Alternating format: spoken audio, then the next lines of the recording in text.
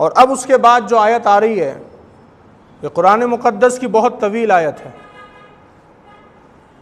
اب آپ اندازہ لگا لیجئے اسی آیت کو پڑھنے میں ہم کو تقریباً 20 منٹ لگ جائیں گے تقریباً تفسیر کرنے میں. یہ بڑی آیت ہے، طویل آیت ہے، اور یہ پوری آیت ہی اللہ تبارک و تعالیٰ نے لین دین کے معاملے میں نازل کی ہے، لکھا پڑھی کے معاملے میں نازل کی ہے.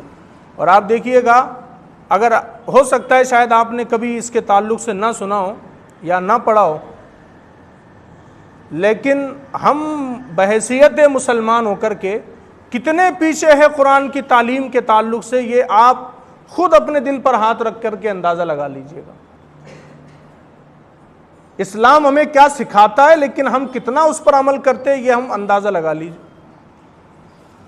اللہ رب العزت نے سورۃ البقرہ کی آیت 282 میں ارشاد فرمایا، یا ایھا الذین آمنوا اذا تداینتم بدین الی اجل مسمى فاکتبوہ، ایمان والو جب تم ایک مقرر مدت تک کسی قرض کا لین دین کرو تو اسے لکھ لیا کرو.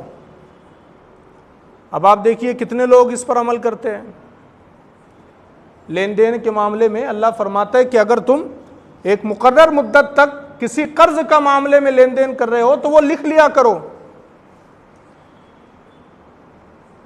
اور بندہ جب پہلے وہ لکھتا نہیں ہے، پہلے وہ اس کے ڈاکومنٹ نہیں بناتا ہے، پھر پیسے دے دیتا ہے، پھر بعد میں روتا پھرتا ہے کہ یار میں نے فلاں کو قرض دیا تھا وہ واپس نہیں کر رہا ہے، اس نے تو انکار کر دیا کہ میں نے تو کوئی پیسہ تجھ سے لیا ہی نہیں.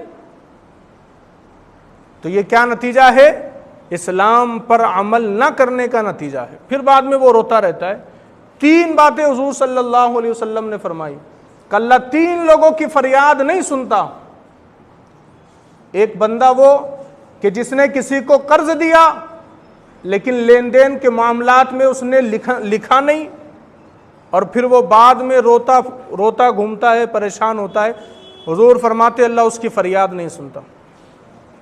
کہ پہلے تمہیں حکم دیا گیا تھا کہ قرض کے معاملے میں، لین دین کے معاملے میں لکھ لو، تم نے نہیں لکھا، اب تم فریاد کر رہے ہو، اللہ تمہاری فریاد نہیں سنے گا. اور دوسری چیز کہ کوئی شخص اپنی بیوی سے بڑا پریشان ہے، اپنی بیوی سے تنگ ہے، وہ اپنی بیوی سے آخری حد تک اگر پریشان ہو گیا، وہ لوگوں سے کہتا گھومتا ہے کہ میری بیوی ایسی ہے، لیکن حضور فرماتے کہ اگر وہ اس کی بیوی سے تنگ آ گیا اور اس کو طلاق بھی نہیں دیتا تو اللہ ایسے بندے کی بھی فریاد کو نہیں سنتا. آپ دیکھیے اسلام تو ہمیں پہلے ہی سے تمام چیزوں کو بتا رہا ہے کہ یہ کرو، ایسے کرو، لیکن نقصان کہاں پر ہے کہ ہم اس کو سیکھتے بھی نہیں، اس پر عمل بھی نہیں کرتے، اس کے بارے میں جانتے ہی نہیں. تو اللہ نے کیا فرمایا؟ ایک مقرر مدت تک اگر تم کسی قرض کا لین دین کر رہے ہو تو اس کو لکھ لیا کرو. آگے فرمایا وَلْيَكْتُبْ بَيْنَكُمْ كَاتِبٌ بِالْعَدْلِ، اور تمہارے درمیان کسی لکھنے والے کو انصاف کے ساتھ معاہدہ لکھنا چاہیے. یعنی جو لکھنے والا بھی ہو معاہدہ، اس نے بھی انصاف سے کام لینا چاہیے. ایسا نہیں ہونا چاہیے کہ وہ کسی ایک پارٹی میں ہو تو اس کی طرف سے کچھ اچھی باتیں لکھ دے یا اس کے فائدے کی کچھ باتیں زیادہ لکھ دے. کہا ویسا نہیں، انصاف کے ساتھ صحیح لکھنے والا ہو. پھر کہا وَلَا يَأْبَ كَاتِبٌ أَن يَكْتُبَ كَمَا عَلَّمَهُ اللَّهُ فَلْيَكْتُبْ، اور لکھنے والا لکھنے سے انکار نہ کرے، جیسا کہ اسے اللہ نے سکھایا ہے تو اسے لکھ دینا چاہیے. اگر کسی شخص کو کہا جائے کہ بھئی ہم لین دین کا معاملہ کر رہے، تم ذرا ہماری رائٹنگ میں ہمارا یہ معاملہ لکھ دو، تو اللہ فرماتا ہے کہ اگر لکھنا جانتا ہے اگر کوئی شخص، اسے انکار نہیں کرنا چاہیے، اسے لکھنا چاہیے، کیونکہ اسے تو اللہ نے سکھایا نا یہ ہنر، تو کہا اسے لکھنا چاہیے. پہلے زمانے میں لکھنے والے کچھ زیادہ ہوتے نہیں تھے اور غریبوں کی کم سنی جاتی تھی، تو غریبوں کے حق میں بہت کم لوگ ہوتے تھے قلم اٹھانے والے. تو اللہ نے فرمایا اگر تم جانتے ہو علم تو لکھو، انکار مت کرو اس سے. پھر آگے کیا فرمایا؟ وَلْيُمْلِلِ الَّذِي عَلَيْهِ الْحَقُّ وَلْيَتَّقِ اللَّهَ رَبَّهُ وَلَا يَبْخَسْ مِنْهُ شَيْئًا، اور جس شخص پر حق لازم آتا ہے وہ لکھاتا جائے اور اللہ سے ڈرے جو اس کا رب ہے، اور اس حق میں سے کچھ کمی نہ کرے. اب جو انسان کے اوپر حق آتا ہے اللہ نے اس کو حکم دیا کہ وہ لکھے. جیسے کہ آپ نے مجھے قرض دیا 50,000، تو اب آپ سے زیادہ میری ذمہ داری ہے کہ میں اس معاملے کو لکھوں. لینے والے کی زیادہ ذمہ داری ہے کہ اس پر لازم ہے کہ وہ لکھے, اور یہ بھی کہا کہ اس میں کچھ کمی بیشی نہ کرے, جو بات ہوئی ہے اسی چیز کو معاہدے کے اندر لکھا جائے, کچھ کمی بیشی اس میں نہ کی جائے. اور پھر فرمایا فَإِن كَانَ الَّذِي عَلَيْهِ الْحَقُّ سَفِيهًا أَوْ ضَعِيفًا أَوْ لَا يَسْتَطِيعُ أَن يُمِلَّهُ فَلْيُمْلِلْ وَلِيُّهُ بِالْعَدْلِ. پھر جس پر حق آتا ہے اگر وہ بے عقل یا کمزور ہو یا لکھوا نہ سکتا ہو تو اس کا ولی انصاف کے ساتھ لکھوا دے. یعنی کسی بوڑھے سے معاملہ ہو رہا ہے یا کسی بچے سے معاملہ ہو رہا ہے یا کسی مجنون سے کہ وہ لکھنے کی طاقت نہیں رکھتا, بوڑھا ہے وہ نہیں لکھ سکتا, بچہ ہے اس کے پاس اتنا علم نہیں ہے, اگر کوئی دماغی حالت کسی کی خراب ہے اور وہ خود سے یہ سب کام نہیں کر سکتا, تو اللہ نے حکم دیا اس کے ولیوں کی یہ ذمہ داری ہے کہ وہ انصاف کے ساتھ یہ کام کریں. ولی کسے کہتے ہیں؟ کہ جس کی جائیداد میں پھر جس کا حق ہوگا اسے ولی کہتے ہیں. جیسے باپ کی جائیداد میں کون ولی ہوگا؟ اس کا بیٹا ولی ہوگا, اس کی ماں ولی ہے, اس کی بیوی ولیہ ہے, اس کے بچے ہیں. تو اللہ نے فرمایا تو پھر اس کے جو ولی ہے, ذمہ دار ہے اس کے بعد, تو کہا کہ پھر وہ اس معاملے کو تکمیل تک پہنچائے. اور پھر کہا وَاسْتَشْهِدُوا شَهِدَيْنِ مِن رِجَالِكُمْ, اور اپنے مردوں میں سے 2 گواہ بنا لو. یعنی صرف لکھا پڑھی والا کام نہیں ہے, گواہ بھی بنانے کا حکم دیا اللہ نے. 2 گواہ ہونے چاہیے ساتھ میں, کسی کو 2 گواہ بنا لو. اور اگر لیکن یہاں خاص طور پر اللہ نے جو ارشاد فرمایا نا, مردوں کا ذکر ہے گواہی کے معاملے میں, مردوں کا ذکر ہے کہ 2 مردوں کو اپنا گواہ بنا لو. اب اگر کہیں 2 مرد موجود نہ ہو, ایک ہی مرد ہو, تو تب کیا کیا جائے؟ تو اللہ رب العزت نے فرمایا فَإِن لَّمْ يَكُونَا رَجُلَيْنِ فَرَجُلٌ وَامْرَأَتَانِ,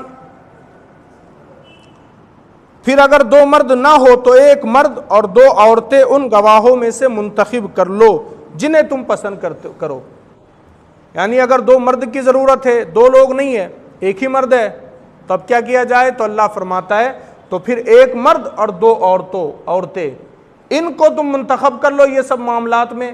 اور اللہ نے یہ بھی فرمایا کہ جنہیں تم پسند کرو, یعنی لینے والا اور دینے والا دونوں مطمئن ہونا چاہیے, دونوں نے اس پر بھروسہ کرنا چاہیے گواہوں کے اوپر, دونوں راضی ہونے چاہیے ان گواہوں پر. تو اللہ نے فرمایا تو پھر تم اس کو منتخب کر لو.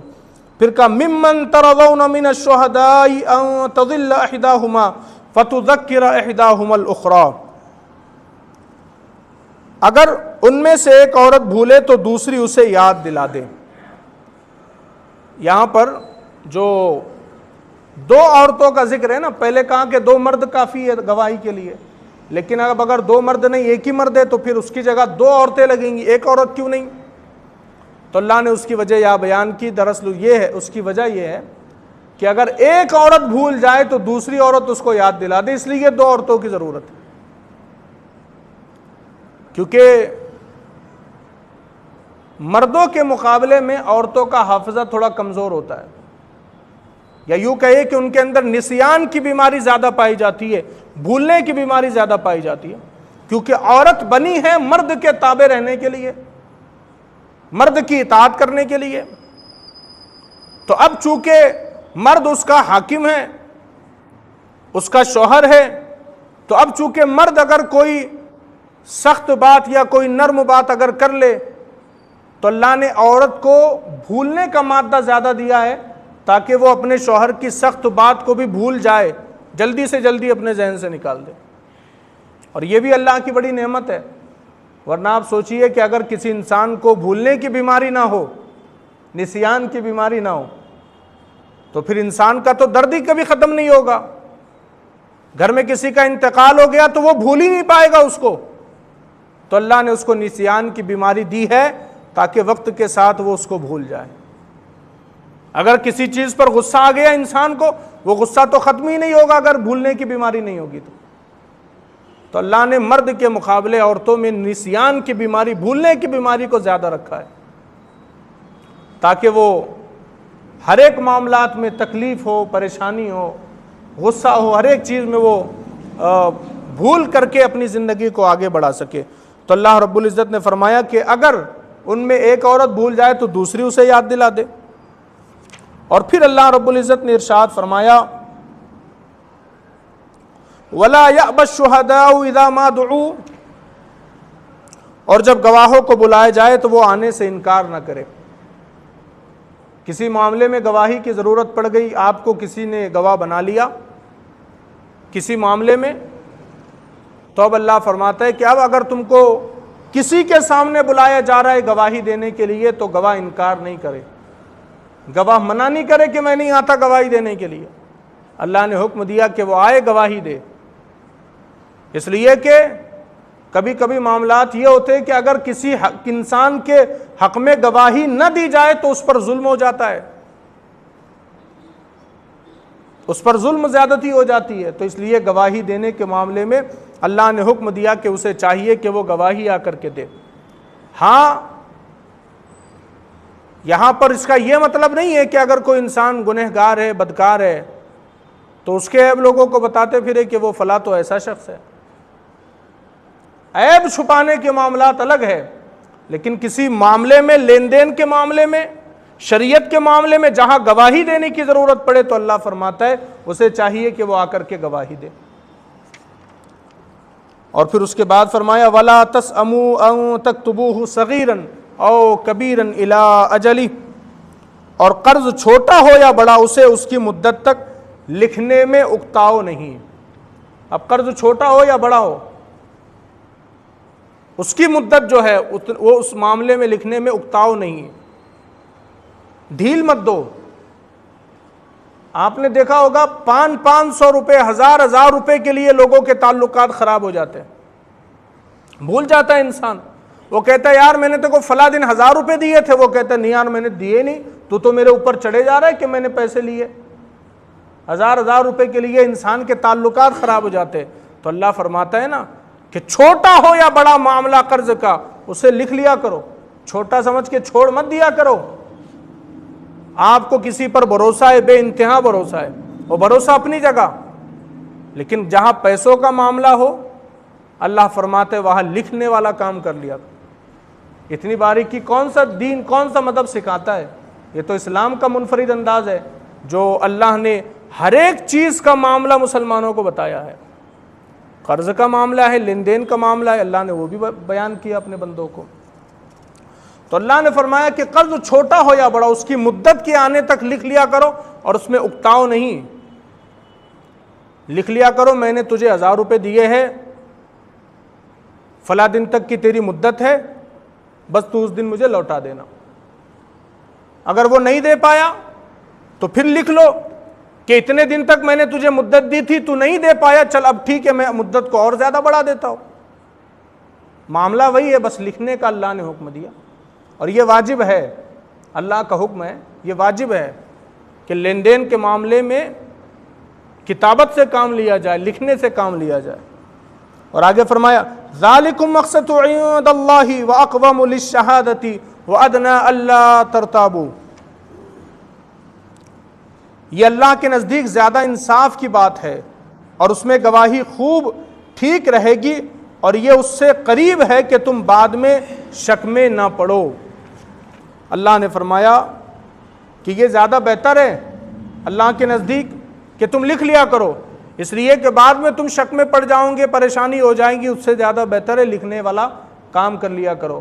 ہمارے بزرگ بڑے بوڑھے کہتے ہیں نا کہ 100 بکا ایک لکھا، ایک جو لکھ دیا گیا پھر وہ 100 بار بکتے رہو، وہ بدلنے نہیں والا، تو کل لکھ لیا کرو کوئی بھی معاملہ ہو قرض کا۔